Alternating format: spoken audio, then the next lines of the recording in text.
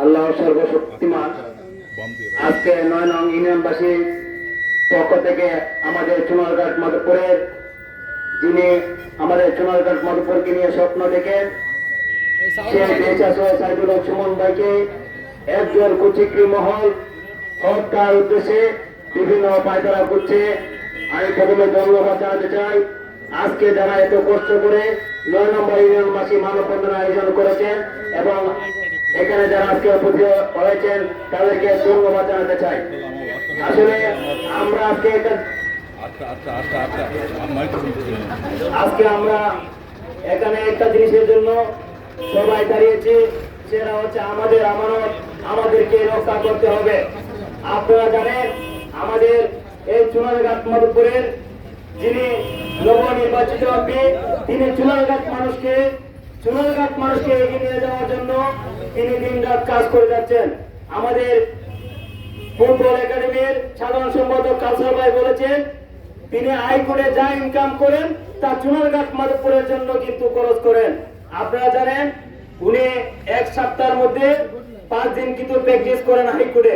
এই 5 দিনে যা টাকা ইনকাম হয় উনি বৃহস্পতিবারে এসে শনিবার পর্যন্ত কিন্তু উনি সব টাকা খরচ করে আবার চলে যান টাকা ইনকাম করার জন্য। তাই আমরা এই ধরনের একজন নেতা কিন্তু 50 বছরে পাই নাই যিনি টাকা ইনকাম করে চুনারঘাট মধুপুরের জন্য টাকা খরচ করবেন। আমরা একটা কথা বলতে চাই, আমাদের এই মহান নেতাকে যদি আমরা হারাই, আমরা এই চুনারঘাট মধুপুরকে কিন্তু উন্নয়নের দিকে এগিয়ে নিয়ে যেতে পারবো না। আপনারা এই 6 মাসে দেখতে পাচ্ছেন চুনারঘাট মধুপুরে কি পরিমাণ উন্নয়ন হইতেছে, কিন্তু এই কিছু ধরনের কুচক্রী মহল সন্ত্রাস বাহিনী চায় সুমন ভাইকে যেন এরা বাঁচতে না চায়, এরা বাঁচতে দিবে না। কিন্তু আমরা চাই, আমরা চুনারঘাট মধুপুরের মানুষ, আমরা সবসময় সজাগ আছি। সুমন ভাই যদি কোনো কিছু হয় আমরা কিন্তু আর ঘরে বসে থাকবো না। আমরা একটা কথা বলতে চাই, আমরা 50 বছরে যে নেতা পাই নাই, আমরা এই 6 মাসে আমরা এই ধরনের নেতা পেয়েছি। আমরা এই ধরনের নেতা হারাতে চাই না, আমরা এই ধরনের নেতা হারাতে দেব না।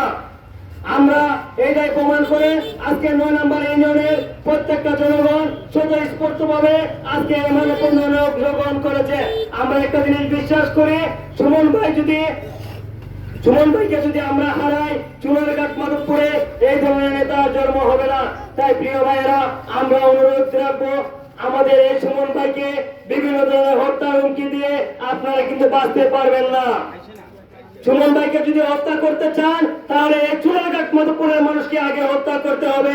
এটা আজকে 9 নম্বরের জনগণ। তাই আমি আপনাদেরকে হুঁশিয়ার করে বলতে চাই, আপনারা সাবধান হয়ে যান, সুমন ভাইয়ের মতো লোককে আপনারা কোনদিন হত্যা করতে পারবেন না। আজকে 9 নম্বরে দেখে যান মানুষ সুমন ভাইকে কি ধরনের ভালোবাসে। তাই আপনারা আর কোন ধরনের যদি হত্যার হুমকি দিতে চান, আগে চুনারঘাট মধুপুরের দিকে খেয়াল রাখবেন। আজকে সুমন ভাইকে হত্যার হুমকি দিতে চান, সারা বাংলাদেশে কিন্তু মানববন্ধন সহ বিভিন্ন ধরনের প্রতিবাদ সভা শুরু হয়ে গেছে। সুমন ব্যারিস্টার কিন্তু চুনারঘাট মধুপুরের সম্পদ না, সারা বাংলাদেশের সম্পদ, তা প্রমাণ করেছে এই মানববন্ধন প্রতিবাদ সভা করে সারা বাংলাদেশে। তাই আমি আবারও আপনাদেরকে ধন্যবাদ, কৃতজ্ঞতা জানিয়ে আমার বক্তব্য শেষ করছে। জয় বাংলা, জয় বঙ্গবন্ধু।